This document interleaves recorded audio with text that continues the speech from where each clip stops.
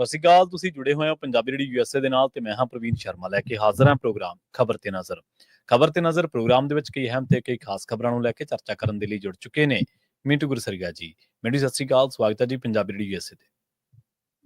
ਸ਼ੁਕਰੀਆ ਜੀ ਸਾਰਿਆਂ ਨੂੰ, ਸਤਿ ਸ੍ਰੀ ਅਕਾਲ ਜੀ। ਸਤਿ ਸ਼੍ਰੀ ਅਕਾਲ ਜੀ। ਪ੍ਰੋਗਰਾਮ ਦੇ ਵਿੱਚ ਅੱਗੇ ਵਧਣ ਤੋਂ ਪਹਿਲਾਂ ਧੰਨਵਾਦ ਕਰਦੇ ਚਲੀਏ ਸਪਾਂਸਰਸ ਦਾ, ਜਿਹੜੇ ਜ਼ਰੀਆ ਬਣਦੇ ਨੇ ਇਹਨਾਂ ਪ੍ਰੋਗਰਾਮਾਂ ਨੂੰ ਤੁਹਾਡੇ ਤੱਕ ਪਹੁੰਚਾਉਣ ਦੇ ਲਈ। ਖਾਲਸਾ ਇੰਸ਼ੋਰੈਂਸ ਏਜੰਸੀ ਵਾਲੇ, ਜਿਨ੍ਹਾਂ ਤੋਂ ਤੁਸੀਂ ਹਰ ਤਰੀਕੇ ਦੀ ਇੰਸ਼ੋਰੈਂਸ ਲੈ ਸਕਦੇ ਹੋ। ਇੰਸ਼ੋਰੈਂਸ ਬਾਰੇ ਪਤਾ ਕਰਨ ਦੇ ਲਈ ਇਹਨਾਂ ਦਾ ਨੰਬਰ ਹੈ 408-272-2500। ਇਹ 1992 ਤੋਂ ਲਗਾਤਾਰ ਇੰਸ਼ੋਰੈਂਸ ਬਿਜ਼ਨਸ ਦੇ ਵਿੱਚ ਸ਼ਾਨਦਾਰ ਸੇਵਾਵਾਂ ਦੇ ਰਹੇ ਨੇ ਤੇ ਅਮਰੀਕਾ ਭਰ ਦੇ ਵਿੱਚ ਇੰਸ਼ੋਰੈਂਸ ਕਰਦੇ ਨੇ। ਓਬਾਮਾ ਕੇਅਰ, ਮੈਡੀਕੇਅਰ ਜਾਂ ਫਿਰ ਕਵਰਡ ਕੈਲੀਫੋਰਨੀਆ ਬਾਬਤ ਪਾਲਿਸੀ ਕਰਵਾਉਣ ਦੇ ਲਈ, ਸਲਾਹ ਲੈਣ ਦੇ ਲਈ ਅੱਜ ਹੀ ਕਾਲ ਕਰੋ 408-272-2500 ਤੇ। ਟਰਕੀਅਨ ਇਮੀਗ੍ਰੇਸ਼ਨ ਲਾ ਫਰਮ ਵਾਲੇ, ਜੇ ਟਰਕੀਆਂ ਟੋਨੀ ਟਰਕੀਆਂ ਦੇ ਨਾਲ ਤੁਸੀਂ ਯੂਐਸ ਇਮੀਗ੍ਰੇਸ਼ਨ ਬਾਬਤ ਕੋਈ ਵੀ ਸਲਾਹ ਕਰਨੀ ਹੈ, ਕੋਈ ਵੀ ਸਵਾਲ ਪੁੱਛਣਾ ਤੇ ਇਹਨਾਂ ਦਾ ਨੰਬਰ ਹੈ 415-909-0503। Krishan Dhanota Yuba City, Baljinder Singh Nijjar Woodland, GN live ਵਾਲੇ ਟਰੱਕ ਵਾਸ਼ ਕਰਦੇ ਨੇ, ਆਇਲ ਚੇਂਜ ਕਰਦੇ ਨੇ, 에ਅਰ ਬ੍ਰੇਕਾਂ ਦਾ ਕੰਮ ਤਸੱਲੀ ਬਖਸ਼ ਕਰਵਾ ਸਕਦੇ ਹੋ। ਨਵੇਂ ਪੁਰਾਣੇ ਟਾਇਰ ਵੀ ਇਹਨਾਂ ਤੋਂ ਮਿਲਦੇ ਨੇ। ਲੋਕੇਸ਼ਨ ਆ ਸੈਂਤਾ ਨੀਲਾ ਦੀ ਨਿੰਮਾ ਸੋਤਾ ਦੇ ਨਾਲ ਗੱਲ ਕੀਤੀ ਜਾ ਸਕਦੀ ਹੈ 209-277-0113 ਤੇ। ਜਸਵਿੰਦਰ ਸਿੰਘ ਨਾਗਰਾ ਰੋਜ਼ਵੈਲ, ਅਵਤਾਰ ਸਿੰਘ ਸੰਘਾ ਯੂਬਾ ਸਿਟੀ ਤੇ ਬਲਦੇਵ ਸਿੰਘ ਕੰਗ ਯੂਬਾ ਸਿਟੀ ਤੋਂ। ਇਹਨਾਂ ਸਾਰੇ ਹੀ ਸਪਾਂਸਰਸ ਦਾ ਬਹੁਤ ਬਹੁਤ ਧੰਨਵਾਦ। ਤੇ ਜੇਕਰ ਤੁਸੀਂ ਵੀ ਪੰਜਾਬੀ ਡੀਐਸਏ ਦੇ ਇਹਨਾਂ ਪ੍ਰੋਗਰਾਮਾਂ ਨੂੰ ਸਪਾਂਸਰ ਕਰਨਾ ਚਾਹੁੰਦੇ ਹੋ ਤਾਂ ਸਟੂਡੀਓ ਦਾ ਨੰਬਰ ਹੈ 408-272-5200। ਅੱਜ ਦਾ ਇਹ ਖਬਰ ਤੇ ਨਜ਼ਰ ਪ੍ਰੋਗਰਾਮ ਸਾਲ 2025 ਦੀ 22 ਮਾਰਚ ਦਾ ਪ੍ਰੋਗਰਾਮ ਹੈ ਤੇ ਦਿਨ ਅੱਜ ਸ਼ਨੀਵਾਰ ਹੈ। ਖਬਰਾਂ ਦੀ ਸ਼ੁਰੂਆਤ ਕਰੀਏ ਮਿੰਟੂ ਜੀ ਪੰਜਾਬ ਸਰਕਾਰ ਤੋਂ। ਅੱਜ ਕੱਲ੍ਹ ਖਾਸੀਆਂ ਚਰਚਾਵਾਂ ਦੇ ਵਿੱਚ, ਸੁਰਖੀਆਂ ਦੇ ਵਿੱਚ ਸਰਕਾਰਾਂ ਤੇ ਹਮੇਸ਼ਾ ਖਬਰਾਂ ਤਾਂ ਚੱਲਦੀਆਂ ਹੀ ਨੇ, ਪਰ ਸਰਕਾਰਾਂ ਦੇ ਮੰਤਰੀ ਅਕਸਰ ਹੀ ਉਹਨੂੰ ਵਿਵਾਦਾਂ ਦੇ ਵਿੱਚ ਤੇ ਖਬਰਾਂ ਦੇ ਵਿੱਚ ਰੱਖਦੇ ਨੇ। ਪੰਜਾਬ ਸਰਕਾਰ ਦੀ ਆਰਥਿਕ ਹਾਲਤ ਜਿਹੜੀ ਹੈ ਉਹ ਕਹਿੰਦੇ ਪਤਲੀ ਹੋ ਚੁੱਕੀ ਹੈ ਬਹੁਤ ਜ਼ਿਆਦਾ। ਦੇਖੋ, ਜੇ ਆਪਾਂ ਗੱਲ ਕਰੀਏ ਨਾ, ਵੈਸੇ ਸਰਕਾਰ ਦੀ ਵੀ ਹਾਲਤ ਕੋਈ ਜ਼ਿਆਦਾ ਮੋਟੀ ਨਹੀਂ ਹੈਗੀ। 3 ਸਾਲਾਂ ਦੇ ਵਿੱਚ ਪਿਛਲੇ ਦਿਨੀ ਇੱਕ ਸਰਵੇ ਸੀਗਾ ਜੀ, ਮੈਂ ਉਸ ਸਰਵੇ ਨੂੰ ਬੜਾ ਕਲੋਜ਼ਲੀ ਵਾਚ ਕਰ ਰਿਹਾ ਸੀਗਾ। ਇੱਕ ਸਰਵੇ ਜਾਰੀ ਕੀਤਾ ਸੀਗਾ ਆਨਲਾਈਨ 3 ਸਾਲ ਜਦੋਂ ਇਹਨਾਂ ਨੇ ਪੂਰੇ ਕੀਤੇ ਆ ਜੀ, ਤਾਂ ਤੁਸੀਂ ਦੇਖੋ ਕਿ 42% ਲੋਕ ਸਰਕਾਰ ਦੇ ਨਾਲ ਨਾਖੁਸ਼ ਸੀ ਉਸ ਸਰਵੇ ਦੇ ਵਿੱਚ। 42% ਜੀ, ਨਹੀਂ ਸੌਰੀ 47.2%, ਲਗਭਗ 50%। ਇਹ ਕਿਸੇ ਵੀ ਸਰਕਾਰ ਵਾਸਤੇ ਬਹੁਤ ਵੱਡੀ ਇੱਕ ਤਰ੍ਹਾਂ ਨਾਲ ਕਹਿ ਲਓ ਖਤਰੇ ਦੀ ਘੰਟੀ ਹੁੰਦੀ ਹੈ ਕਿ 3 ਸਾਲਾਂ ਦੇ ਵਿੱਚ ਜਦੋਂ ਕੋਈ ਸਰਵੇ ਜਾਂ ਤੁਹਾਡਾ ਕੋਈ ਵੀ ਇਸ ਤਰ੍ਹਾਂ ਦਾ ਜਦੋਂ ਕੀਤਾ ਜਾਂਦਾ ਹੈ ਮੁਲਾਂਕਣ ਤੁਹਾਡੀ ਪਰਫਾਰਮੈਂਸ ਦਾ, ਕਿ ਅੱਧ ਦੇ ਕਰੀਬ ਲੋਕ ਨਾਖੁਸ਼ ਹੋਣ, ਇਹਦਾ ਮਤਲਬ ਕਿ ਸਰਕਾਰ ਜਿਹੜੀ ਹੈ ਉਹ ਉਮੀਦਾਂ ਤੇ ਖਰੀ ਨਹੀਂ ਉਤਰ ਪਾ ਰਹੀ। ਉਹ ਬਹੁਤ ਵੱਡਾ ਸਰਵੇ ਸੀਗਾ, ਹਜ਼ਾਰਾਂ ਲੋਕਾਂ ਨੇ ਉਹਦੇ ਚ ਪਾਰਟਿਸਿਪੇਟ ਕੀਤਾ ਸੀਗਾ।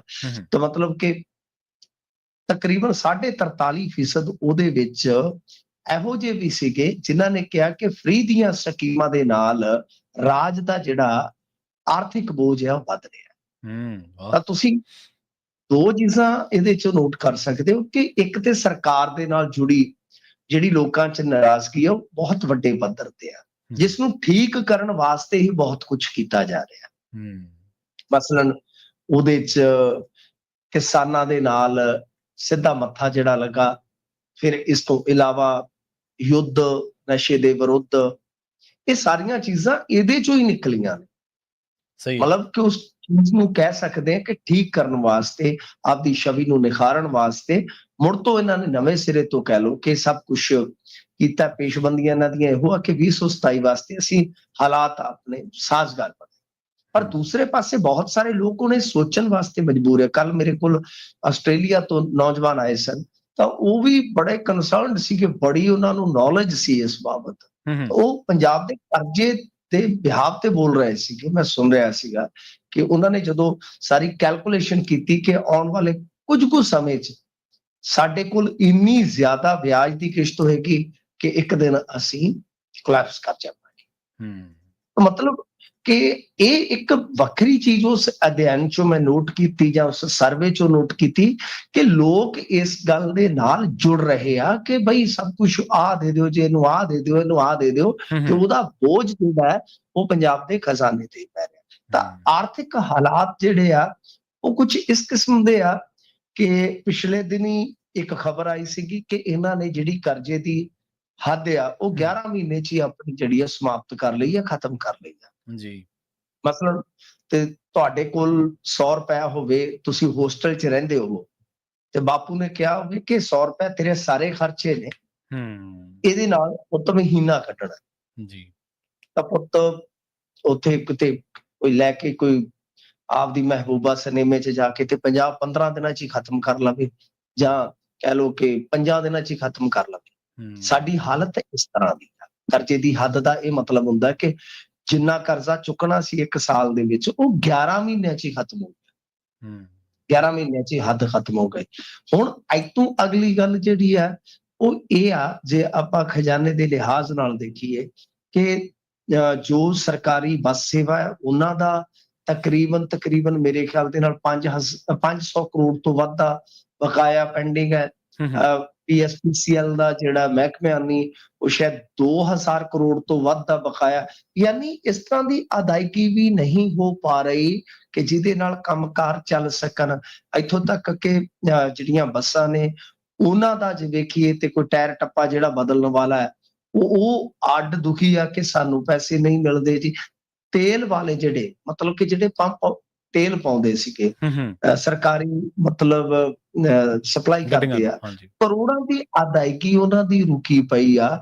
ਉਹਨਾਂ ਨੇ 1 ਅਪ੍ਰੈਲ ਤੋਂ ਕਿਹਾ ਹੈ ਕਿ ਦੇਖੋ ਜੇਕਰ ਸਾਡੇ ਜਿਹੜੇ ਡਿਊ ਹੈ ਸਾਡੇ ਉਹ ਕਲੀਅਰ ਨਹੀਂ ਹੁੰਦੇ ਤਾਂ ਸਪਸ਼ਟ ਹੈ ਕਿ ਅਸੀਂ ਤੇਲ ਨਹੀਂ ਪਾਵਾਂਗੇ। ਯਾਨੀ ਇੱਕ ਪੈਟਰੋਲ ਪੰਪ ਡੀਲਰ ਐਸੋਸੀਏਸ਼ਨ ਹੈ ਪੰਜਾਬ ਦੇ ਵਿੱਚ ਜੋ ਕੰਮ ਕਰਦੀ ਹੈ, ਉਹਨਾਂ ਨੇ ਕਿਹਾ ਕਿ 25 ਕਰੋੜ ਦੀ ਅਦਾਇਗੀ ਸਾਡੀ ਪੈਂਡਿੰਗ ਹੈ। ਹਿਸਾਬ ਲਾ ਲਓ, ਮਤਲਬ 25 ਕਰੋੜ ਰਕਮ ਕੋਈ ਸਰਕਾਰ ਵਾਸਤੇ ਵੱਡੀ ਰਕਮ ਨਹੀਂ ਹੁੰਦੀ।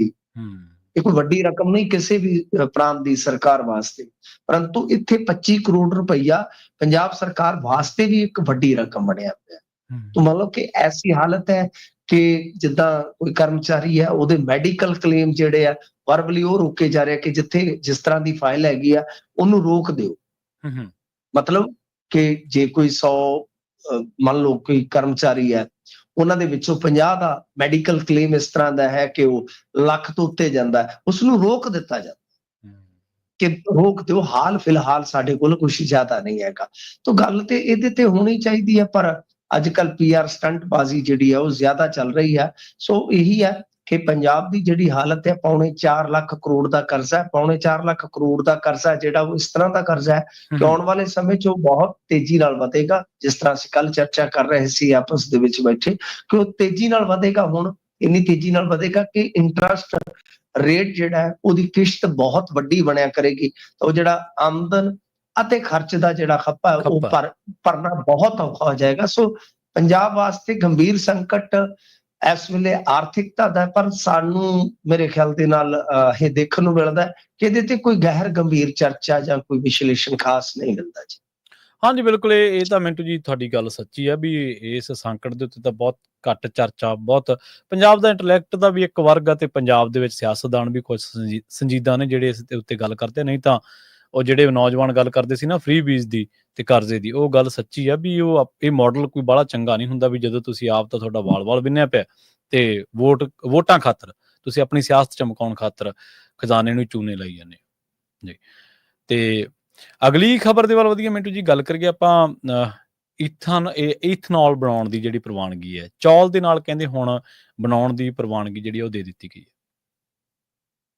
ਦੇਖੋ ਇਹ ਵਧੀਆ ਗੱਲ ਹੈ, ਕਿਉਂਕਿ ਚੱਕਰ ਕੀ ਹੈ ਕਿ ਪੰਜਾਬ ਦਾ ਜਿਹੜਾ ਝੋਨਾ ਹੈ ਉਹ ਖਰੀਦਿਆ ਤੇ ਜਾ ਰਿਹਾ ਹੈ ਜੀ, ਉਹ ਚੁੱਕਿਆ ਤੇ ਜਾ ਰਿਹਾ ਹੈ।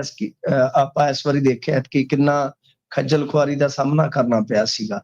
ਪਰ ਉਹ ਸੰਕਟ ਕੀ ਹੈ ਕਿ ਜਿਹੜਾ ਝੋਨਾ ਆ ਉਹ ਇੰਨਾ ਹੈ, ਮੈਂ ਵਾਰ-ਵਾਰ ਇਸ ਗੱਲ ਨੂੰ ਕਹਿਣਾ ਹੁੰਦਾ ਕਿ ਤੁਸੀਂ ਹੁਣ ਮਤਲਬ ਕਿ ਇਸ ਕੰਪੀਟੀਸ਼ਨ 'ਚ ਪਛੜ ਰਹੇ ਹੋ, ਕਿਉਂਕਿ ਬਹੁਤ ਸਾਰੀਆਂ ਸਟੇਟਾਂ ਦੇ ਵਿੱਚ ਤੁਹਾਨੂੰ ਪਤਾ ਚੌਲ ਜਿਹੜਾ ਹੈ ਉਹ ਰਿਜੈਕਸ਼ਨ ਦਾ ਵੀ ਸ਼ਿਕਾਰ ਹੋਇਆ ਸੀ। ਹਾਂਜੀ ਹੋਇਆ ਸੀ, ਆਪਾਂ ਉਹ ਵੀ ਖਬਰਾਂ ਕੀਤੀਆਂ। ਹਾਂਜੀ, ਫੂਡ ਕਲਚਰ ਵੀ ਤੇਜ਼ੀ ਨਾਲ ਇੰਡੀਆ 'ਚ ਬਦਲ ਰਿਹਾ। ਵੀਟ ਦੀ ਮੰਗ ਜ਼ਿਆਦਾ ਹੁੰਦੀ ਹੈ, ਕਣਕ ਦੀ ਮੰਗ ਜ਼ਿਆਦਾ ਹੁੰਦੀ ਹੈ। ਪੰਜਾਬ ਦੇ ਝੋਨੇ ਦੀ ਡਿਮਾਂਡ ਘੱਟ ਹੈ।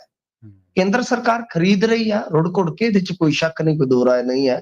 ਪਰ ਉਹ ਹੌਲੀ ਹੌਲੀ ਇਹ ਸਭ ਕੁਝ ਜਿਹੜਾ ਹੈ ਉਹ ਜ਼ਿਆਦਾ ਦੇਰ ਚੱਲੇਗਾ ਨਹੀਂ।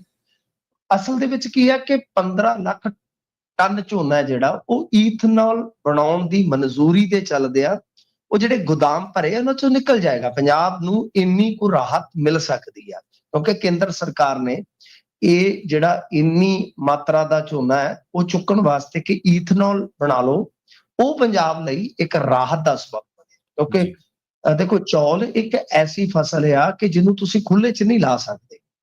ਮੰਡੀ 'ਚੋਂ ਚੱਕਣਾ ਤਾਂ ਤੁਹਾਨੂੰ ਕਵਰਡ ਏਰੀਆ ਹੀ ਚਾਹੀਦਾ। ਬਿਲਕੁਲ। ਤਾਂ ਉਹ ਕਵਰਡ ਏਰੀਆ ਜਿਹੜਾ ਸ਼ੈਲਰ ਇੰਡਸਟਰੀ ਆ ਉਹਦੇ ਕੋਲ ਆਪਾਂ ਦੇਖੀਏ ਤਾਂ ਉਹ ਲਾਇਸੈਂਸ ਦਿੰਦੇ ਨੇ ਸਰਕਾਰ ਵਾਲੇ, ਮਤਲਬ ਉਹਦੇ ਬਦਲੇ ਬਹੁਤ ਮੋਟਾ ਟੈਕਸ ਅਦਾ ਕਰਦੇ ਆ। ਤਾਂ ਯਾਨੀ ਇੱਕ ਚੇਨ ਸਿਸਟਮ ਹੈ ਕਾਰੋਬਾਰ ਦੀ। ਤਾਂ ਹੁਣ ਇਹ ਆ ਕਿ ਇਹਨਾਂ ਨੇ ਕਿਹਾ ਸੀਗਾ ਕਿ ਜੀ ਅਸੀਂ ਦਸੰਬਰ ਤੱਕ ਇੰਨੇ % ਚੱਕ ਲਾਂਗੇ, ਇਹ ਹੈ ਵੇ ਹੈ। 31 ਮਾਰਚ ਤੱਕ ਸਰ ਇਹਨਾਂ ਦਾ ਕੰਟਰੈਕਟ ਹੁੰਦਾ ਜਿਹੜਾ ਚੌਲ ਬਣਾ ਕੇ ਦੇਣਾ ਹੁੰਦਾ ਹੈ। ਯਾਨੀ ਨਵੰਬਰ ਦਸੰਬਰ 'ਚ ਜਿਹੜੀ ਫਸਲ ਆ ਗਈ ਉਹ ਇਹਨਾਂ ਨੇ ਚੱਕ ਕੇ ਤੇ 31 ਮਾਰਚ ਤੱਕ ਸ਼ੈਲਰ ਮਾਲਕਾਂ ਨੇ ਚੌਲ ਜਿਹੜਾ ਹੁੰਦਾ ਉਹ ਬਣਾ ਕੇ ਗੱਡੀਆਂ ਲੋਡ ਕਰਕੇ, ਯਾਨੀ ਟਰੱਕ ਲੋਡ ਕਰਕੇ ਭੇਜਣੇ ਹੁੰਦੇ ਜੀ। ਠੀਕ ਹੈ ਨਾ ਜੀ। ਸੋ ਵੈਸੇ ਉਹ ਵੀ ਤੁਹਾਨੂੰ ਕਿਤੇ ਦੱਸ ਦੂੰਗਾ ਬਹੁਤ ਬਰੀਕੀ ਨਾਲ। ਕੱਲ ਜਦੋਂ ਅਸੀਂ ਚਰਚਾ ਕਰ ਰਹੇ ਸੀਗੇ ਪੰਜਾਬ ਦੇ ਇਹਨਾਂ ਹਾਲਾਤਾਂ ਤੇ, ਤਾਂ ਜਦੋਂ ਮੈਂ ਇਹਨਾਂ ਨੂੰ ਮਾਈਕਰੋ ਲੈਵਲ ਦੀ ਇਹ ਦੱਸੀ ਕਿ ਕਿਸ ਤਰ੍ਹਾਂ ਡਾਈਵਰਸੀਫਿਕੇਸ਼ਨ ਦੇ ਵਿੱਚ ਇੱਕ ਸਭ ਤੋਂ ਵੱਡੀ ਹੇਰਾਫੇਰੀ ਹੈ ਕਿ ਬਹੁਤ ਜ਼ਿਆਦਾ ਜਿਹੜਾ ਪੈਸਾ ਉਹ ਖਾਧਾ ਜਾਂਦਾ, ਉਹ ਹੈਰਾਨ ਰਹਿ ਗਏ ਉਹ ਨੌਜਵਾਨ ਜਿਹੜੇ ਆਰਥਿਕਤਾ ਤੇ ਕੰਮ ਕਰ ਰਹੇ ਸੀਗੇ ਕਿ ਬਈ ਇਸ ਤਰ੍ਹਾਂ ਵੀ ਹੁੰਦਾ ਕਿ ਟਰੱਕਾਂ ਦੇ ਹਿਸਾਬ ਨਾਲ ਉੱਥੇ ਪੈਸੇ ਲਏ ਜਾਂਦੇ ਆ ਕਿ ਟਰੱਕ ਤੁਹਾਡਾ ਚੌਲਾਂ ਦਾ ਸਹੀ ਆ, ਪਰ ਬਾਵਜੂਦ ਇਸ ਤੇ ਇੱਕ ਐਸਾ ਨੈਕਸਸ ਖੜਾ ਹੋਇਆ ਕਿ ਇੱਕ ਕਲੀਅਰੈਂਸ ਦਾ ਕਹਿ ਲਓ ਕਿ ਉਹਨਾਂ ਨੇ ਸ਼ਗਨ ਪਾਉਣਾ ਹੀ ਪਾਉਣਾ। ਤੋ ਇਹ ਸਾਰਾ ਸਿਸਟਮ ਆ।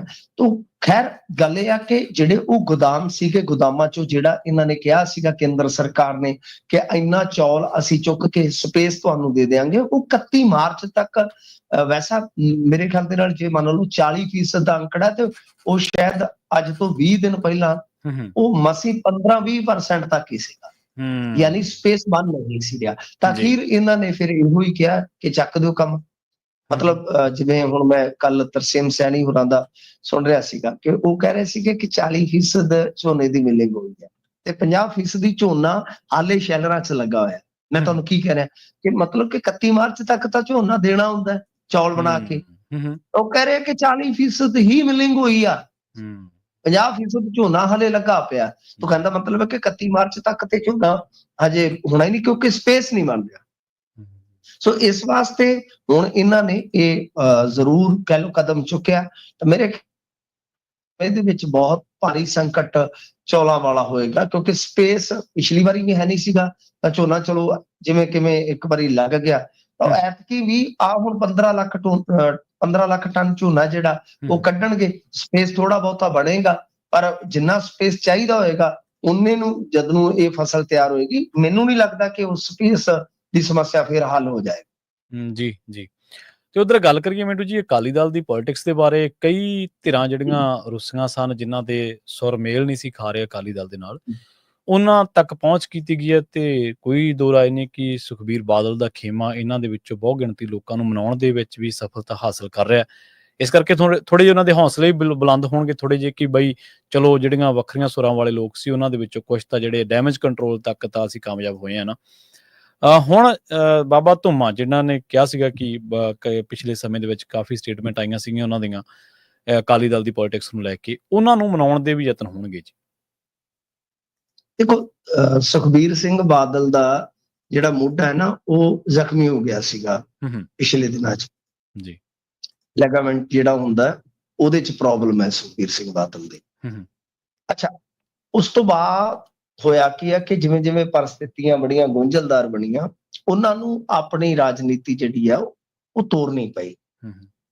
ਕੱਲ ਬਾਦਲ ਪਿੰਡ ਦੇ ਵਿੱਚ ਵੀ ਇਹਨਾਂ ਦੀਆਂ ਮੀਟਿੰਗਾਂ ਸੀਗੀਆਂ ਜਿਹਦੇ ਵਿੱਚ ਇਹਨਾਂ ਨੇ ਇਆਲੀ ਹਲਕੇ ਦੇ ਜਿਹੜੇ ਅਕਾਲੀ ਦਲ ਦੇ ਅਹੁਦੇਦਾਰ ਆ ਦਾਅਵਾ ਕੀਤਾ ਕਿ ਉਹ ਤੇ ਸਾਡੇ ਨਾਲ ਹੈ।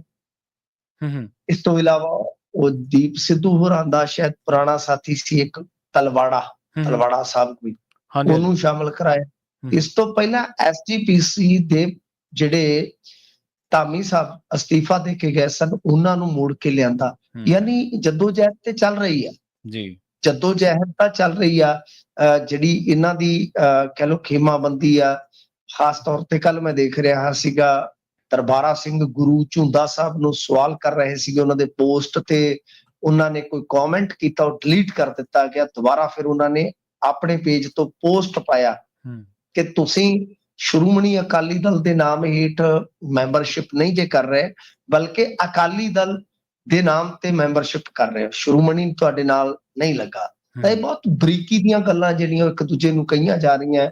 ਟੈਕਨੀਕਲ ਪੁਆਇੰਟ ਇਹ ਆ ਕਿ ਤੁਸੀਂ ਸ਼੍ਰੋਮਣੀ ਅਕਾਲੀ ਦਲ ਦੇ ਨਾਮ ਹੇਠ ਭਰਤੀ ਕਰ ਹੀ ਨਹੀਂ ਸਕਦੇ ਕਾਇਦੇ ਦੇ ਮੁਤਾਬਕ। ਮਤਲਬ ਕਿ ਇਸ ਤਰ੍ਹਾਂ ਹੈ ਕਿ ਤਕਨੀਕੀ ਤੌਰ ਤੇ ਇੱਕ ਦੂਜੇ ਨੂੰ ਘੇਰਿਆ ਜਾ ਰਿਹਾ ਕਿ ਮੈਂ ਸੱਚਾ ਮੈਂ ਸੱਚਾ, ਪਰ ਗੱਲ ਇਹ ਹੈ ਕਿ ਇਹਨਾਂ ਦੀ ਸਮੱਸਿਆ ਥੋੜੀ ਵਧੀ ਇਸ ਕਰਕੇ ਜਿਹੜੇ ਇਹਨਾਂ ਦੇ ਖਾਸਮ ਖਾਸ ਹੁੰਦੇ ਸਨ ਬਾਬਾ ਧੁਮਾ ਵਰਗੇ, ਉਹਨਾਂ ਨੇ ਵੀ ਵਿਰੋਧ ਸ਼ੁਰੂ ਕਰ ਦਿੱਤਾ ਜਥੇਦਾਰਾਂ ਦੀ ਨਿਯੁਕਤੀ ਖਿਲਾਫ ਖਾਸ ਤੌਰ ਤੇ। ਹਾਂਜੀ, ਤੇ ਇਕੱਠ ਵੀ ਰੱਖਿਆ ਗਿਆ ਸੀਗਾ ਪਿਛਲੇ ਦਿਨੀ ਬਾਬਾ ਧੁਮਾ ਮੰਨੀਓ। ਇਹਨਾਂ ਇਕੱਠ ਕੋਈ ਬਹੁਤ ਵੱਡਾ ਇਕੱਠ ਨਹੀਂ ਸੀਗਾ, ਪਰੰਤੂ ਫਿਰ ਵੀ ਠੀਕ ਆ, ਹਾਜ਼ਰੀ ਠੀਕ ਸੀਗੀ। ਤਾਂ ਉਸ ਤੋਂ ਬਾਅਦ ਕਿਉਂਕਿ ਪੁਰਾਣੇ ਸੰਤ ਸਮਾਜ ਬਣਾ ਕੇ ਬਾਬੇ ਧੁੰਬੇ ਹੋਰੀ ਉਹ ਤੇ ਅਕਾਲੀ ਦਲ ਨੂੰ ਸਪੋਰਟ ਕਰਦੇ ਰਹੇ, ਅਕਾਲੀ ਦਲ ਸਰਕਾਰ ਦੇ ਵਿੱਚ। ਬਾਦਲ ਸਾਹਿਬ ਦੇ ਨਾਲ ਇਹਨਾਂ ਦੀ ਇੱਕ ਤਸਵੀਰ ਹਮੇਸ਼ਾ ਵਿਵਾਦਤ ਰਹੀ ਹੈ ਜਿਹਦੇ ਵਿੱਚ ਇਹ ਹੇਠਾਂ ਬੈਠੇ ਨੇ। ਹਾਂਜੀ ਹਾਂਜੀ ਬਿਲਕੁਲ। ਤਾਂ ਗੱਲ ਇਹ ਹੈ ਕਿ ਇਹਨਾਂ ਨੇ ਇੱਕ ਸਭ ਤੋਂ ਵੱਡਾ ਐਲਾਨ ਕੀਤਾ ਸੀਗਾ 28 ਮਾਰਚ ਦਾ। ਉਹ ਇੱਕ ਪ੍ਰੋਗਰਾਮ ਸੀਗਾ। 28 ਮਾਰਚ ਨੂੰ ਕੀ ਹੋਣ ਜਾ ਰਿਹਾ ਹੈ, ਧਿਆਨ ਨਾਲ ਸੁਣਿਓ। 28 ਮਾਰਚ ਨੂੰ ਹੈਗਾ ਐਸਜੀਪੀਸੀ ਦਾ ਬਜਟ ਇਜਲਾਸ ਜੀ, ਠੀਕ ਹੈ ਜੀ। ਤਾਂ ਇਹਨਾਂ ਦਾ ਐਲਾਨ ਹੈ ਕਿ ਐਸਜੀਪੀਸੀ ਦੇ ਦਫ਼ਤਰ ਦੇ ਅੱਗੇ ਅਸੀਂ ਇੱਕ ਰੋਸ ਪ੍ਰਦਰਸ਼ਨ ਕਰਾਂਗੇ, ਠੀਕ ਹੈ ਜੀ। ਹੁਣ ਇਹ ਬਹੁਤ ਕਹਿ ਲਓ ਕਿ ਸਥਿਤੀ ਜਿਹੜੀ ਉਹ ਨਾਜ਼ੁਕ ਬਣ ਜਾਂਦੀ ਹੈ ਕਿ ਜਦੋਂ ਕੋਈ ਬਾਬਾ ਧੁਮਾ ਵਰਗਾ ਬੰਦਾ ਇਹ ਗੱਲ ਕਹਿ ਦਿੰਦਾ ਹੈ ਕਿ ਭਾਈ ਮੈਂ ਆਊਂਗਾ ਸਿੱਧਾ ਜਾਂ ਅਸੀਂ ਵਿਰੋਧ ਕਰਾਂਗੇ। ਅੱਗੇ ਇਹਨਾਂ ਨੇ ਆਨੰਦਪੁਰ ਸਾਹਿਬ ਦੇ ਵਿੱਚ ਵੀ ਸ਼ਾਇਦ ਵਿਰੋਧ ਦਾ ਕੁਝ ਜਥੇਬੰਦੀਆਂ ਨੇ ਐਲਾਨ ਕੀਤਾ ਸੀ, ਤੇ ਫਿਰ ਤੁਹਾਨੂੰ ਪਤਾ ਹੀ ਉਸ ਸਮੇਂ ਦਾ ਕਿੰਨਾ ਵਿਵਾਦ ਹੋਇਆ ਕਿ ਜਦੋਂ ਜਥੇਦਾਰ ਸਾਹਿਬ ਨੇ ਸੇਵਾ ਸੰਭਾਲੀ ਆ। ਤਾਂ ਕਹਿਣ ਦਾ ਮਤਲਬ ਇਹ ਹੈ ਕਿ ਇਹਨਾਂ ਨੂੰ ਲੱਗਦਾ ਹੈ ਕਿ ਹੁਣ ਵੇਲਾ ਆ ਗਿਆ ਕਿ ਬਾਬਾ ਧੁਮਾ ਜੀ ਨੂੰ ਮਨਾ ਲਿਆ ਜਾਏ। ਮਨਾਉਣ ਦਾ ਮਕਸਦ ਇਹੋ ਆ ਕਿ ਇਹੋ ਹੀ ਇੱਕ ਖਲਲ ਪਾਉਣ ਦੀ ਸੰਭਾਵਨਾ ਹੈਗੀ ਆ ਕਿ ਜੇ ਪੈ ਗਿਆ ਠੀਕ ਹੈ, ਨਹੀਂ ਤੇ ਕੰਮ ਚੱਲ ਨਿਕਲਣਾ। ਵਿਰੋਧ ਹੋਇਆ, ਤੁਸੀਂ ਦੇਖ ਲਓ ਕਿ ਹੁਣ ਕਿਹਨੂੰ ਯਾਦ ਆ 4 ਦਿਨ ਪਹਿਲਾਂ 6 ਦਿਨ ਪਹਿਲਾਂ ਜਿੰਨਾ ਵਿਰੋਧ ਸੀਗਾ ਅੱਜ ਕਿੱਥੇ ਰੀਦਾ। ਕਿਉਂਕਿ ਤੇਜ਼ੀ ਨਾਲ ਚੀਜ਼ਾਂ ਬਦਲਦੀਆਂ। ਕਰਨਲ ਦੀ ਕੁੱਟਮਾਰ ਦਾ ਮਾਮਲਾ ਆ ਗਿਆ ਜੀ, ਕਰਨਲ ਦੀ ਕੁੱਟਮਾਰ ਤੋਂ ਮਾਮਲਾ ਉਹ ਜਿਹੜੇ ਹੈਗੇ ਸੀਗੇ ਪੰਧੇਰ ਹੋਰੀ ਡੱਲੇਵਾਲ ਹੋਰੀ, ਜਿਹੜਾ ਉਹ ਤੁਹਾਨੂੰ ਪਤਾ ਹੀ ਹੈ, ਮੈਂ ਤੇ ਉਹਨਾਂ ਦਾ ਹਮੇਸ਼ਾ ਆਲੋਚਕ ਰਿਹਾ, ਉਹਨਾਂ ਦੇ ਪੈਂਤ ਦਾ ਉਹ ਉਹਨਾਂ ਦਾ ਸਿਸਟਮ ਖਿਲਰ ਗਿਆ ਜੀ। ਇਹ ਉਹਨਾਂ ਕਰਕੇ ਦੂਜੇ ਐਸਕੇਐਮ ਵਾਲੇ ਹੁਣ ਉਹ ਵੀ ਉਲਝ ਗਿਆ ਜੀ। ਮਤਲਬ ਕਿ ਇੰਨੀ ਜਲਦੀ ਘਟਨਾਕ੍ਰਮ ਬਦਲ ਰਹੇ ਨੇ ਪੰਜਾਬ ਦੇ ਵਿੱਚ ਕਿ ਲੋਕ ਜਿਹੜੇ ਆ ਸਭ ਇੱਕ ਗੱਲ ਤੇ ਨਹੀਂ ਖਲੋਂਦੇ ਬਹੁਤੀ ਦੇਰ। ਸਿੱਧੂ ਮੂਸੇ ਵਾਲੇ ਦਾ ਇਨਸਾਫ ਕਿਹਨੂੰ ਅੱਜ ਯਾਦ ਆ, ਕਿਹਨੂੰ ਯਾਦ? ਸਹੀ। ਸੋ ਕਹਿਣ ਦਾ ਭਾਵ ਇਹੋ ਆ ਕਿ ਜਿਹੜਾ ਵਿਰੋਧ ਤੀਖਣ ਸੀਗਾ ਉਹ ਹੌਲੀ ਹੌਲੀ ਠੰਡਿਆ ਹੋ ਰਿਹਾ। ਬਾਬਾ ਧੁਮਾ ਨੂੰ ਵੀ ਜੇ ਇਹਨਾਂ ਨੇ ਮਨਾ ਲਿਆ ਤੇ ਕੰਮ ਚੱਲ ਨਿਕਲੂਗਾ ਹੌਲੀ ਹੌਲੀ। ਬਾਕੀ ਰਹਿ ਗਿਆ ਭਰਤੀ ਵਾਲਾ, ਜਿਵੇਂ ਮੈਂ ਕਿਹਾ ਕਿ ਉਹ ਤਕਨੀਕੀ ਮਾਮਲਾ ਹੈ, ਉਹਦੇ ਵਿੱਚ ਛੇਤੀ ਕਿਤੇ ਲਈ ਦੇਣੀ ਹੈ। ਜੀ ਬਿਲਕੁਲ। ਉਧਰਲੇ ਖੇਮੇ ਦੇ ਵਿੱਚੋਂ ਵੀ ਮਿੰਟੂ ਜੀ ਬਹੁਤ ਸਾਰੇ ਲੀਡਰ ਭਰਤੀ ਤਾਂ ਚਲੋ ਕਰ ਰਹੇ ਨੇ, ਪਰ ਉਹਨਾਂ ਦੇ ਬਾਰੇ ਵੀ ਸੁਣਨ ਦੇ ਵਿੱਚ ਜਾਂ ਉਹਨਾਂ ਦੇ ਜਿਹੜੇ ਅੰਦਰਲੇ ਖਾਤੇ ਗੱਲਾਂ ਚੱਲਦੀਆਂ ਉਹ ਵੀ ਇਹੀ ਕਹਿੰਦੇ ਆ ਵੀ ਜੇ ਚਲੋ ਸੁਖਬੀਰ ਕੁਝ ਨੁਕਤਿਆਂ ਦੇ ਉੱਤੇ ਆਪਣੇ ਨਾਲ ਸਹਿਮਤ ਹੋ ਕੇ ਆਉਂਦਾ ਤੇ ਇਹਦੇ ਵਿੱਚ ਘਾਟਾ ਵੀ ਕੋਈ ਨਹੀਂ। ਕਿਉਂਕਿ ਇੱਕ ਪਾਸੇ ਤਾਂ ਇਹਨਾਂ ਨੂੰ ਕਹੀ ਜਾਂਦੇ ਕਿ ਮਾੜੇ, ਦੂਜੇ ਪਾਸੇ ਕਹਿੰਦੇ ਜੇ ਤੁਸੀਂ ਕਿਹਦੇ ਨਾਲ ਜਾਓਗੇ, ਕਹਿੰਦੇ ਜੀ ਅਸੀਂ ਭਾਜਪਾ ਦੇ ਨਾਲ, ਤੇ ਕਹਿੰਦੇ ਅਕਾਲੀ ਦਲ ਦੇ ਨਾਲ ਕਾਹਦੀ ਨਾਰਾਜ਼ਗੀ ਸੀ, ਉਹ ਕਹਿੰਦੇ ਜਦੋਂ ਗੱਠਜੋੜ ਸੀਗਾ ਉਦੋਂ ਫਿਰ ਕੁਝ ਕਤਾਈਆਂ ਹੋਈਆਂ। ਮਤਲਬ ਸਪਸ਼ਟਵਾਦੀ ਉਹ ਵੀ ਨਹੀਂ ਇੰਨੇ ਹੈਗੇ ਜਿੰਨੇ ਲੋਕ ਮੰਨ ਕੇ ਚੱਲ ਰਹੇ ਨੇ ਨਾ ਵੀ ਪਤਾ ਨਹੀਂ ਇਹ ਕੀ ਕਰ ਦੇਣਗੇ। ਅਕਸਰ ਗਏ ਤੇ ਇਹਨਾਂ ਦੇ ਵਿੱਚ ਇਹਨਾਂ ਦੀ ਮੀਟਿੰਗ ਸੀਗੀ ਜੀ, ਇਹਨਾਂ ਦੀ ਮੀਟਿੰਗ ਸੀਗੀ। ਇਹ ਜਿਹੜੇ ਤੁਸੀਂ ਕਹਿ ਰਹੇ ਹੋ ਭਰਤੀ ਕਮੇਟੀ ਵਾਲੇ, ਇਹਨਾਂ ਨੇ ਮੀਟਿੰਗ ਰੱਖ ਲਈ ਸੀ ਅੰਦਰ ਖਾਤੇ ਦੀ। ਮੈਂ ਤੁਹਾਨੂੰ ਗੱਲ ਹੋਰ ਦੱਸ ਦਿੰਦਾ, ਇਹ ਬੈਠਣ ਲੱਗੇ ਸੀਗੇ ਤੇ ਇਹਨਾਂ ਦੇ ਵਿੱਚੋਂ ਇੱਕ ਬੰਦਾ ਭੱਜ ਨਿਕਲਿਆ, ਕਹਿੰਦਾ ਨਹੀਂ ਮੈਂ ਨਹੀਂ ਬੈਠਣਾ, ਲੁਧਿਆਣੇ ਵਾਲੀ ਸਾਈਡ। ਜੀ ਮਤਲਬ ਇਹ ਆ ਕਿ ਗੱਲ ਤੇ ਵਿੱਚੋਂ ਇਹੋ ਆ ਕਿ ਈਡੀ ਦੇ ਛਾਪੇ ਪਏ ਹੋਏ ਆ ਕਿਸੇ ਤੇ, ਕਿਸੇ ਨੂੰ ਕੋਈ ਸਿਆਪੇ ਪਏ ਹੋਏ ਆ। ਤੇ ਮੈਂ ਤੇ ਅੱਜ ਤੋਂ ਕਈ ਮਹੀਨੇ ਪਹਿਲਾਂ ਦਾ ਕਹਿਣ ਡਿਆ ਸੀਗਾ ਕਿ ਇੱਕ ਉਹਨਾਂ ਨੇ ਕੱਢਣਾ ਹੀ ਕੱਢਣਾ, ਇਹਦੇ ਚੋਂ ਨਤਾਰ ਕੇ ਨਖੇੜ ਕੇ ਇੱਕ ਨੂੰ ਕਰਨਗੇ ਅੱਗੇ। ਤੇ ਤੁਸੀਂ ਵੇਖ ਲਓ ਗਿਆਨੀ ਹਰਪ੍ਰੀਤ ਸਿੰਘ ਬਾਰੇ ਵੀ ਮੈਂ ਪੇਸ਼ੀਨ ਕੋਈ ਕੀਤੀ ਸੀ ਕਿ ਸਿਆਸਤ ਚ ਆਉਣਗੇ, ਤਾਂ ਲੈ ਲਈ ਹੈ ਨਾ ਮੈਂਬਰਸ਼ਿਪ। ਤਾਂ ਗੱਲ ਇਹ ਕਿ ਭਾਜਪਾ ਧੜਾ ਇਹ ਚਾਹੁੰਦਾ ਹੈ ਕਿ ਇੱਕ ਇਸ ਤਰ੍ਹਾਂ ਦਾ ਅਕਾਲੀ ਦਲ ਵਿੱਚੋਂ ਕੱਢ ਲਿਆ ਜਾਵੇ ਤੇ ਉਹਦੇ ਨਾਲ ਗੱਠਜੋੜ ਕਰ ਲਿਆ ਜਾਵੇ। ਤੇ ਇਹ ਤੇ ਐਲਾਨੀਆਂ ਨਾ ਵੀ ਕਹਿਣ ਤੇ ਕਿਹੜਾ ਕੁਝ ਗੁੱਝਾ ਹੈ ਜੀ। ਦੱਸੋ ਪ੍ਰੇਮ ਸਿੰਘ ਚੰਦੂ ਮਾਜਰਾ ਕੌਣ ਹੈ?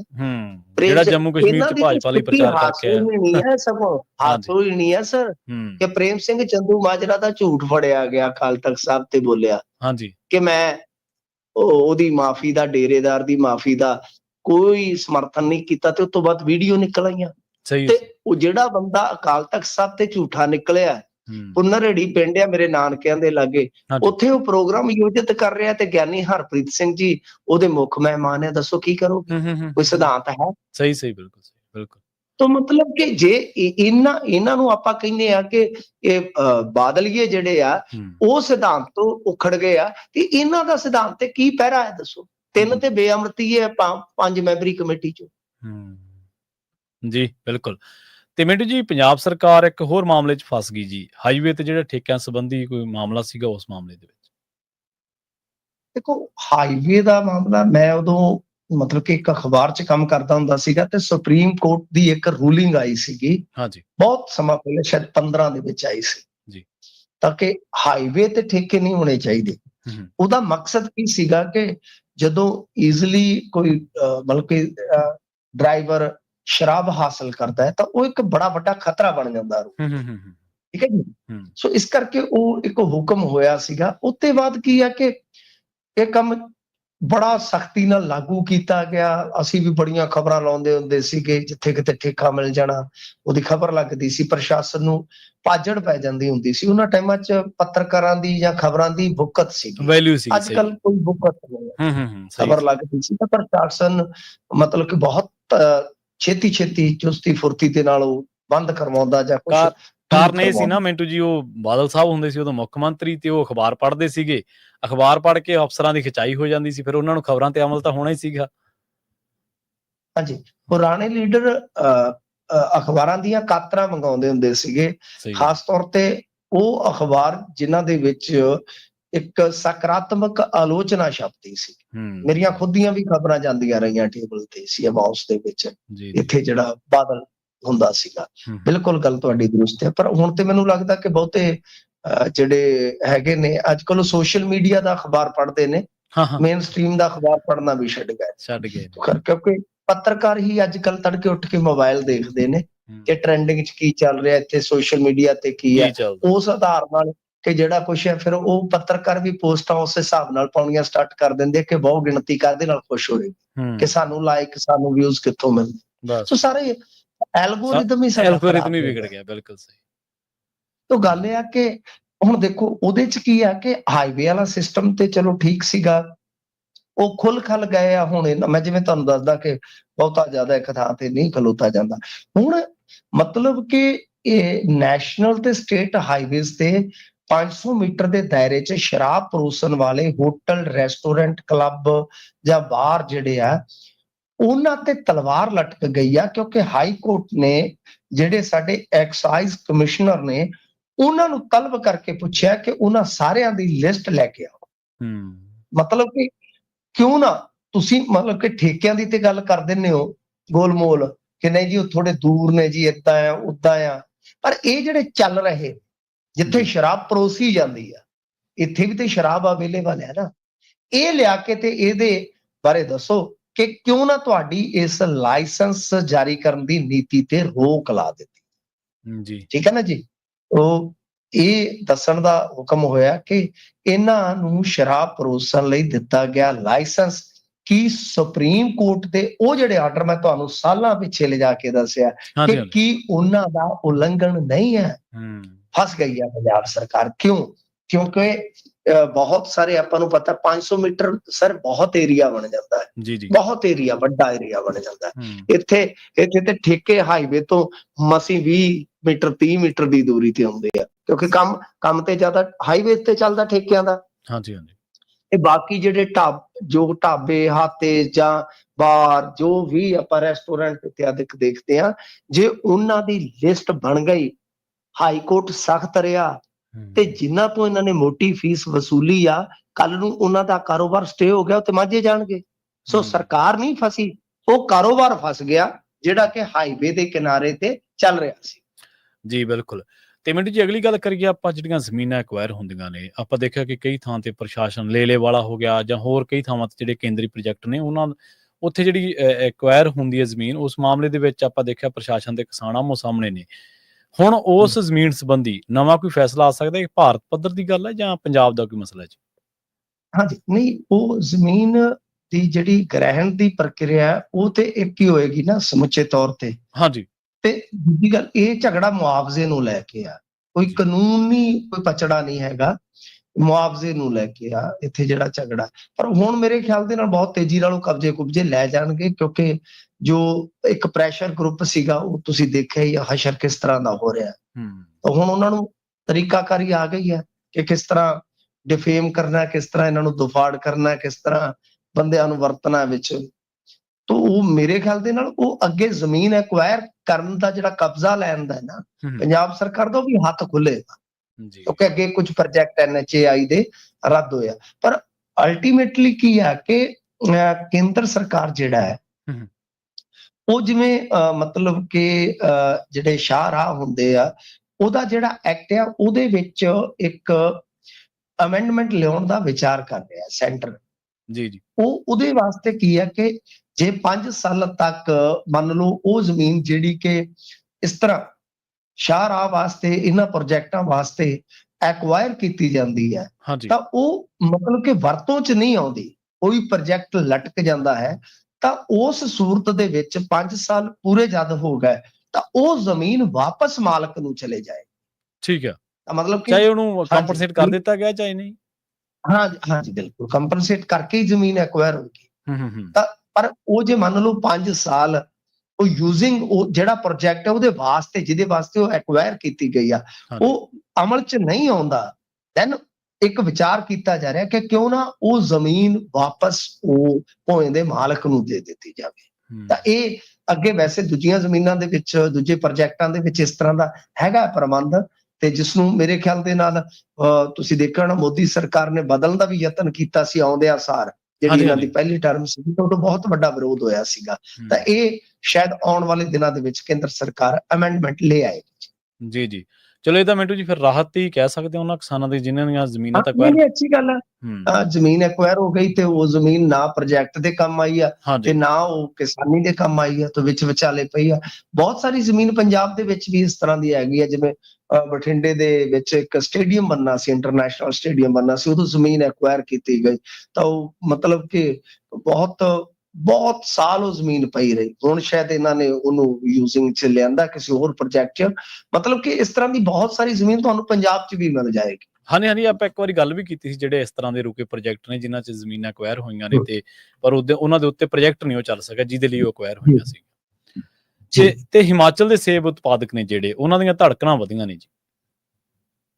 ਹਾਂਜੀ ਦੇਖੋ ਸੇਬ ਉਤਪਾਦਕ ਜਿਹੜੇ ਆ ਹਿਮਾਚਲ ਵਾਲੇ ਉਹ ਇਸ ਕਰਕੇ ਚਿੰਤਾ ਦੇ ਵਿੱਚ ਹੈ ਕਿ ਅਮਰੀਕਾ ਵੱਲੋਂ ਟੈਕਸ ਜਿਹੜਾ ਮਤਲਬ ਕਿ ਲੱਗਦਾ ਤੁਹਾਨੂੰ ਪਤਾ ਹੀ ਆ, ਉਹ ਇੱਕ ਚੱਲਦਾ ਹੀ ਪਿਆ, ਟੈਰਿਫ ਵਾਰ ਚੱਲਦਾ ਪਿਆ ਕਿ ਖੇਤੀ ਉਤਪਾਦਾਂ ਸਮੇਤ। ਕਿਉਂਕਿ ਹੁਣ ਰੌਲਾ ਇਸ ਗੱਲ ਦਾ ਕਿ ਜੇ ਇਹਨਾਂ ਦਾ ਨਿਬੇੜਾ ਹੁੰਦਾ, ਖਾਸ ਤੌਰ ਤੇ ਅੱਗੇ ਅਸੀਂ ਇੱਕ ਦਿਨ ਪ੍ਰੋਗਰਾਮ ਦੇ ਵਿੱਚ ਰਿਪੋਰਟ ਵੀ ਕੀਤੀ ਸੀ ਇਹਦੇ ਤੇ ਕਿ ਇੰਡੀਆ ਸ਼ਾਇਦ ਕੁਝ ਚੀਜ਼ਾਂ ਤੇ ਯਾਨੀ ਜੇ ਮੰਨ ਲਓ ਜਿਵੇਂ FTA ਵੀ ਹੁੰਦਾ, ਜਿਵੇਂ ਯੂਰਪ ਦੇ ਨਾਲ ਚੱਲ ਰਹੀ ਆ ਕਹਾਣੀ, ਇਸ ਤੋਂ ਪਹਿਲਾਂ ਆਸਟ੍ਰੇਲੀਆ ਨਾਲ ਹੋਇਆ ਵੀ ਆ ਕਿ ਉਹ ਕੁਝ ਉਤਪਾਦਾਂ ਨੂੰ ਬਾਹਰ ਰੱਖੇਗਾ, ਬਾਹਰ ਰੱਖਣ ਦਾ ਯਤਨ ਕਰੇਗਾ। ਪਰ ਗੱਲ ਇਹ ਆ ਕਿ ਹੁਣ ਜਿਹੜੀਆਂ ਗੱਲਾਂ ਚੱਲ ਰਹੀਆਂ ਤਾਂ ਸੇਬ ਉਤਪਾਦਕ ਹੈ ਜਿਹੜੇ ਉਹ ਇਸ ਗੱਲੋਂ ਚਿੰਤਤ ਆ, ਕਿਉਂਕਿ ਜੇ ਮੰਨ ਲਓ ਉਦੋਂ ਟੈਰਿਫ ਵਗੈਰਾ ਘਟਦੇ ਆ ਤਾਂ ਉਹਨਾਂ ਸੇਬਾਂ ਦੀ ਆਮਦ ਜ਼ਿਆਦਾ ਹੋ ਜਾਂਦੀ ਆ ਬਾਹਰਲਿਆਂ ਦੀ, ਤਾਂ ਇਹ ਰਗੜੇ ਜਾਣਗੇ। ਸੋ ਇਹਨਾਂ ਦਾ ਕਿਤੇ ਨਾ ਕਿਤੇ ਕਹਿ ਲਓ ਕਿ ਜਿਹੜਾ ਡਰ ਆ ਭੈ ਆ ਉਹ ਬਿਲਕੁਲ ਵੈਸਾ ਹੀ ਆ ਜਿਵੇਂ ਕਣਕ ਉਤਪਾਦਕ ਦਾ ਹੁੰਦਾ ਹੈ ਕਿ ਜੇਕਰ ਯੂਕਰੇਨ ਆਸਟ੍ਰੇਲੀਆ ਦੀ ਕਣਕ ਖੋਲ ਦਿੱਤੀ ਜਾਵੇ ਤੇ ਉਹ ਸਸਤੀ ਇੰਨੀ ਪਵੇਗੀ ਕਿ ਇੱਥੋਂ ਵਾਲਾ ਵਪਾਰੀ ਇਹਨਾਂ ਨੂੰ ਹੱਥ ਹੀ ਨਹੀਂ ਪਾਊਗਾ। ਸੋ ਇਸ ਕਰਕੇ ਉਹ ਕਣਕ ਤੇ ਇੰਨੀ ਡਿਊਟੀ ਵਧਾਈ ਜਾਂਦੀ ਆ ਕਿ ਉਹ ਵਪਾਰੀ ਜਿਹੜਾ ਉਧਰੋਂ ਲਿਆ ਹੀ ਨਾ ਸਕੇ। ਤਾਂ ਵੈਸੀ ਹੀ ਸਿਚੁਏਸ਼ਨ ਲਗਭਗ ਇਹਨਾਂ ਦੇ ਸਾਹਮਣੇ। ਬਾਕੀ ਇਹਨਾਂ ਨੂੰ ਚਾਹੀਦਾ ਅੱਗੇ ਅਡਾਨੀ ਤੋਂ ਝਟਕਾ ਖਾਦਾ, ਹੁਣ ਹੋ ਸਕਦਾ ਅਡਾਨੀ ਦੇ ਦੋਸਤ ਤੋਂ ਖਾ ਲੈਣ, ਪਰ ਘੱਟੋ ਘੱਟ ਇਹਨਾਂ ਨੂੰ ਅਕਲ ਇਹ ਕਰਨੀ ਚਾਹੀਦੀ ਹੈ ਕਿ ਫਿਰਕੂ ਫਸਾਦਾਂ ਦੀ ਥਾਂ ਤੇ ਜੋ ਸਥਾਨਕ ਮੁੱਦੇ ਨੇ ਇਹਨਾਂ ਤੇ ਜ਼ਿਆਦਾ ਤਵੱਜੋ ਦੇਣ ਤੇ ਬਿਹਤਰ ਹੈ। ਜੀ ਬਿਲਕੁਲ ਸਹੀ ਕਿਹਾ ਮਿੰਟੂ ਜੀ ਤੁਸੀਂ। ਮਿੰਟੂ ਜੀ ਇਹਨਾਂ ਖਾਸ ਖਬਰਾਂ ਤੇ ਖਾਸ ਜਾਣਕਾਰੀਆਂ ਦੇ ਲਈ ਤੁਹਾਡਾ ਬਹੁਤ ਧੰਨਵਾਦ ਜੀ। ਸ਼ੁਕਰੀਆ ਜੀ। ਪ੍ਰੋਗਰਾਮ ਖਬਰ ਤੇ ਨਜ਼ਰ ਨੂੰ ਆਪਾਂ ਇੱਥੇ ਸਮਾਪਤ ਕਰਾਂਗੇ। ਤੁਹਾਡਾ ਸਾਰਿਆਂ ਦਾ ਵੀ ਬਹੁਤ ਧੰਨਵਾਦ। ਸਤਿ ਸ਼੍ਰੀ ਅਕਾਲ। ਜੁੜੇ ਰਹੋ ਪੰਜਾਬੀ ਰੇਡੀਓ USA ਦੇ ਨਾਲ।